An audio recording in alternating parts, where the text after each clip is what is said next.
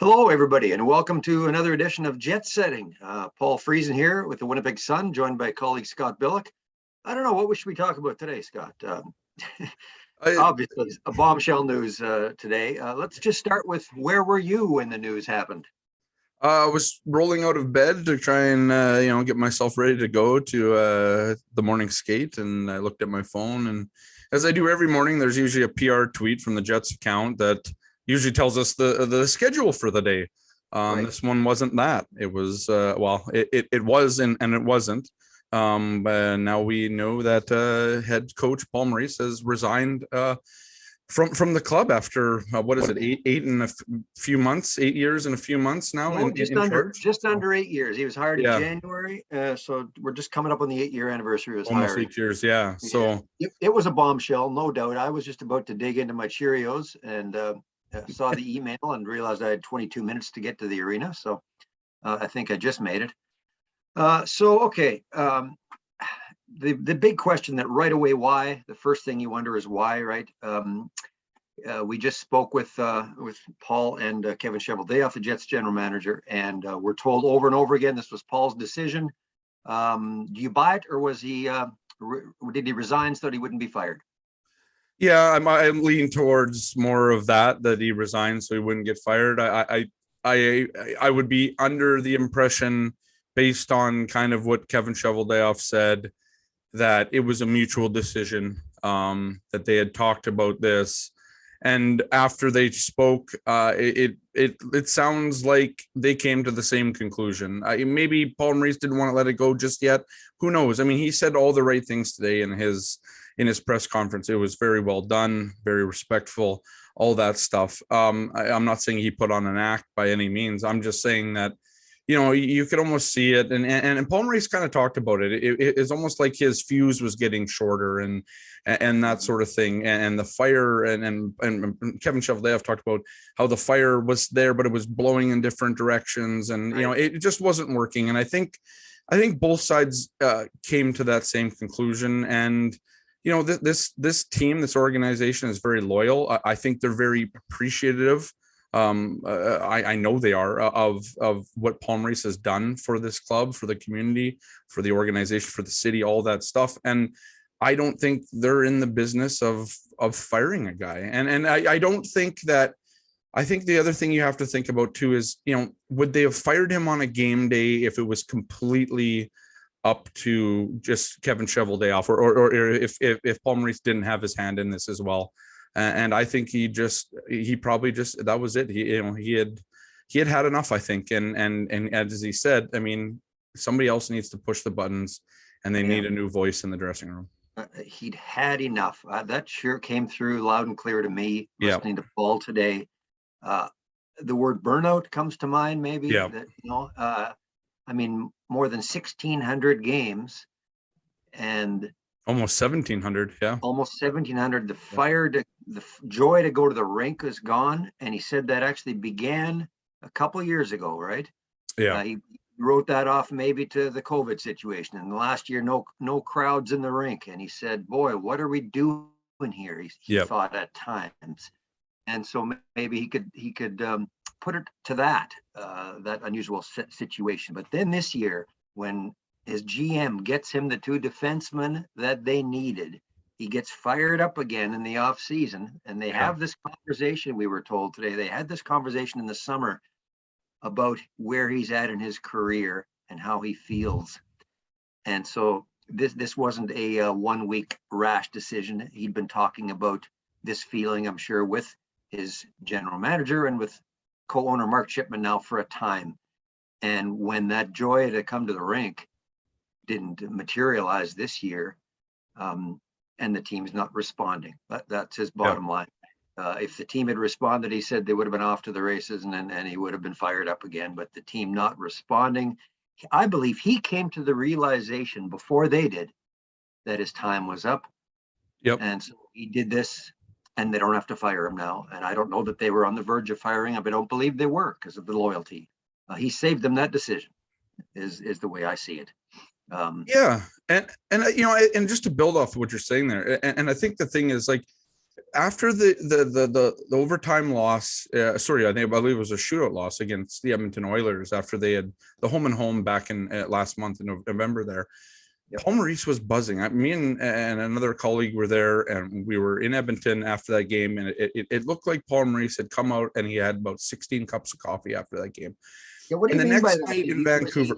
Was he buzzing in an excited way? Excited, yeah. Like he was like, man, like well, so this is it. So the next half of the story is Vancouver. They play the next night in Vancouver, and we're there as well. And I pulled Paul Maurice aside after the game. They lose that game, but I pulled Paul after that game aside and I was like, why were you like? It was almost like he was shaking, right? Like, why were you so buzzing? He's like this team is here, like, you know. And so that's why. And I asked Paul Maurice that this morning, and he's like, yeah, like I just couldn't really bottle it. Like it just wasn't there consistently enough. But I think he believed this team could do it. And they had shown signs of that. They went 9-1-4. Let's not forget, after they went 0-2-1 to start the year. Right. And now they've only won 4 of their last 12. And I think there was just a time there where the message wasn't getting. The players today said that it wasn't that the message was lost or whatever, but if you read between the lines, and Andrew Kopp in his comments this morning, and even earlier this week, Andrew Kopp seems like he was a little bit frazzled about the fact that it's been inconsistent in his line mates. It's tough to get some chemistry built and that sort of thing. I'm not sure he echoes for everybody, but he's a leader in that room. And Kopp is one of the guys who will shoot from the hip often, and say what he feels. And, you know, even today, I think he was kind of, you know, they weren't uncomfortable anymore. They were comfortable, and it was hard for them to get uncomfortable. And there's different ways you can kind of read into what he's saying there. But to me, it's just like this team, I don't know if it was accountability or whatever, but it just wasn't there anymore. And you know, when that's gone, and when you don't have a coach that really, I suppose, commands the room in a certain way anymore, that's when you need to change. If Paul Maurice's credit, if he saw that and you know, you don't want to use the word quit on the team, because I don't think that's kind of how anyone is really viewing it. He sees it as the opposite. Exactly. It's almost like he's getting out of the way, right? Like, you know, it's like, I can't do this, but this is a good spot for somebody else to do it. And so it's interesting, because we're all still trying to process this. I mean, it is interesting, but I do think that if Paul Maurice saw that before and stepped down, I mean, that's admirable, right? I mean, I don't know other way you would look at that, because I mean, this team could be on the precipice of something really good if that's the case, and he's going to miss out on it. So, or as Cheveldayoff said, he thinks they're a playoff team. When I asked him, okay, what's your expectation now? We're a playoff team, and we should be one of the better teams in the league. Or they won't get it and we'll miss the playoffs. So it could go either way still, obviously. Sure. A couple of things you touched on there that I want to just expand on is the accountability. Cheveldayoff did say, he said to his players today, hold each other accountable. No one's going to do this except you guys in that room, which makes you wonder if there hasn't been enough accountability. It does make you go there a bit. And the uncomfortable part, he said this team needs to be uncomfortable again. So I don't know. I mean, they've done every line combination you can imagine under Paul. I guess it's maybe this, you know, if a star doesn't perform, should he be a little more uncomfortable that he's not going to get the ice time? You could easily make that argument with guys like Mark Scheifele, right? And I think that's exactly kind of what he means, right? Like, and you kind of, this is kind of what Andrew Kopp touched on a little bit. Is like, now, if you had about a game when you have a new coach, and whether that's Dave Lowry or if they bring in somebody different next year, if you have a bad game, is your spot still guaranteed in the top 6 the next night? Is a good game or a good 3 games in the bottom 6 good enough to move you, right? Like, is there going to be back to a competition, not where you're scared to play, but it's motivated. Yeah, exactly. And I think that's part of where this comfortable, uncomfortable kind of comment stems from, because Andrew Kopp essentially said it.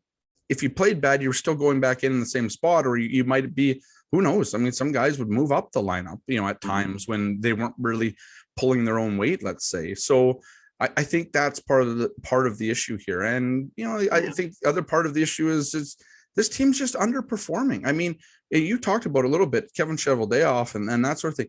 Here's a guy who went out this summer, added $10 million to his cap, to his blue line. I mean, you have to expect more, and 13, 10, and 5 at the time of recording this is not good enough. And I think that's the bottom line in this league. And honestly, like, Kevin Cheveldayoff wouldn't start to have to worry about his job too. You know, like, you are adding this, but you're not getting the results. We're spending to the cap every year and we're not getting anywhere with it. So maybe somebody else needs to look at this team as well, and not just from behind the bench, but from up above in the press box. So I think there are a lot of, kind of factors in this, variables, let's say, that go into this. But, one of them for sure is this team just isn't getting it done the way that they should be, based on paper, the kind of talent that they have. How surprised are you? I was surprised that it's Dave Lowry for the rest of the season. Cheveldayoff made that clear. How surprised are you? Yeah, I'm sort of, but not. I mean, part of it is like you kind of missed the boat on some of the coaches, right? Bruce Boudreau, Jared Gallant last summer, like, just different guys, right? So right now, what is the pool? I mean, Travis Green, maybe Claude Julien, who's, coaching the Spengler Cup team, which could be, the Olympic team if the NHL decides not to go. I'm not sure. Sorry? Is Randy Carlisle out there? Well, and that's it, right? But then you're not going to bring John Tortorella in because of his relationship with Pierre-Luc Dubois. I don't think you want any part of my Mike Babcock either, no. Just with his history. So I'm not sure the pool is there. Yeah, and all due respect to Dave Lowry, maybe a fine NHL coach. We just don't know that yet. Unproven. It almost, though, it strikes unproven. So, and my first gut was, okay, you're writing off the season by just throwing in an assistant as the interim coach. Maybe that's completely unfair, but with this talent level they've got, boy, you wouldn't want to just waste this prime open window season like that, would you? Well, and then I wonder too, then, does this speak to the argument that maybe this caught the team off guard by Paul Maurice, just right? Exactly. And so you can't prepare for something like this. And so, yes, you're going to say Dave Lowry is your coach for the rest of the season because you have no idea what you're going to do, right? You didn't see it coming. You did not see it coming. Didn't see it coming. So part of that is that, right? Yeah. If they had fired him, you'd think there might be a somebody waiting in the wings. Yeah. Someone better. You want to improve. I don't know that this will improve the team. It may. The new voice may. We'll see. Paul's legacy. We should wrap it up here quickly, but Paul Maurice's legacy. I mean, yeah, his winning percentage with the Jets is better than it was with any other team, but it's still nothing there as far as championships. And like he said, that's the only way you could increase your staying power, right? Your shelf life only increases as a coach if you've got a title to show for it. Yeah, I think here's a guy who came into this team at a very fragile point when they weren't doing well and it just wasn't going well. And maybe the honeymoon period's kind of wearing off a little bit in that third season. And he comes in here and he puts this team in the playoffs, right? I mean, I think that bought him some time. Obviously, he came in on a 4-month contract, essentially interim status, and then came in here. And one of the things that Kevin Cheveldayoff said today that I agree with is after that playoff thing, they talked about they're going to go young, right? And does Paul Maurice, who's a tenured head coach, even back then, he was still 18 years in the league at that point. Does he want to go through, which essentially is a rebuild, right? And then 3 years later, they have Patrick Laine and they're going to the Western Conference Final. And you're talking about this team as a Stanley Cup contender for the next X number of years.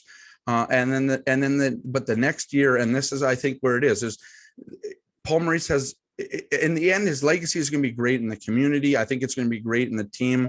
He was very good in terms of developing guys and whatever. I mean, people will argue that with that sort of thing. But, I think his legacy, part of it too, is going to be he couldn't get this team over the hump. And when there was, and I don't want to use the Bufflin situation and that sort of thing as that's more extreme adversity, but I'm going to go back to the 2018-19 season where this team was in first place at Christmas and they dropped to third and they were free falling even then going into the playoffs that year. And that's where it's like, okay, he couldn't right the ship there. How did you expect him to keep righting the ship in other places? And we don't know exactly what happened there, but I think that's part of the legacy. It's both good and bad. And I think that's always going to be the case unless you're a John Cooper or whatever. I mean, John Cooper went through some bad years, and there are times in Tampa Bay where he could be fired. Now he's a 2-time Stanley Cup winner. And Paul Maurice said that as much that he has the 2 cups. It's bought him the longevity. Paul Maurice hasn't got there. He didn't get there with Carolina either. And I think that's part of his coaching legacy is he's been able to get a team right there on the precipice, but hasn't been able to put them past. And I think that's, you know, it might sound kind of negative or whatever, but I think that is part of the truth here is that of course it is. That's his coaching legacy here in terms of the team is he was really good at probably building this team into a contender or putting, you know, making good Kyle Connor, Nikolai Ehlers, all those guys. But to get them over the top, to put them into the Stanley Cup final, to hoist the cup, he hasn't been able to do that. Mm-hmm. Probably a good coach, good NHL coach, not a great NHL coach. Might be the simplest way to put it. And for him to recognize, as he said, he's pushed that rock up the mountain as far as he can push it. It's time to let someone else.